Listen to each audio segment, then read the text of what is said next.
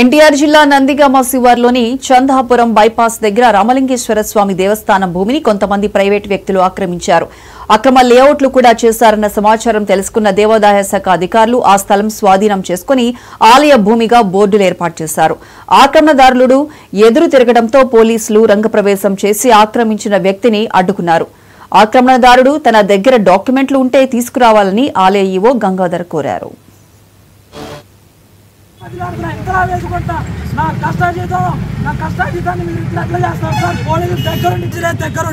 ఒక దుర్మార్గానికి వాళ్ళు సహకరిస్తున్నారు. నా సైట్ లో వాళ్ళు పని చేయడానికి వీల్లేదు. ఇది ఆపమని నేను తక్షణమే కోరుకుంటున్నాను. ఇది చాలా అన్యాయం, దుర్మార్గం.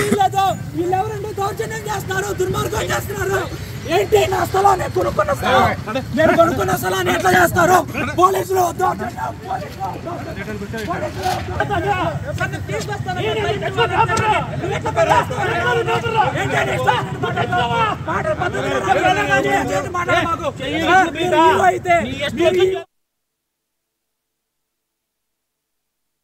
రెయిన్ వాటర్ ఇదంతా కూడా ఇటే వస్తుంది మన స్థలంలోకి. రాత్రి ఆంధ్రజ్యోతి న్యూస్ పేపర్ ద్వారా తెలిసిన విషయం ప్రకారంగా ఈ దేవస్థానం భూమిలోకి ఈ మట్టి తోలుతున్నారు అనేది తెలిసిన దాని మీద ఇమీడియట్గా చైర్మన్ గారు చూసి మన ల్యాండ్కి మనం ప్రొటెక్షన్ చేసుకుంటున్నాం. In the presence of MRO గారు, సర్వేయర్ గారు, దేవస్థానం ఇన్స్పెక్టర్ గారు వీళ్ళందరూ కూడా వచ్చి చూసి ఈ దేవస్థానం భూమిలో ఇమీడియట్గా హెచ్చరిక బోర్డులు పాతున్నారు.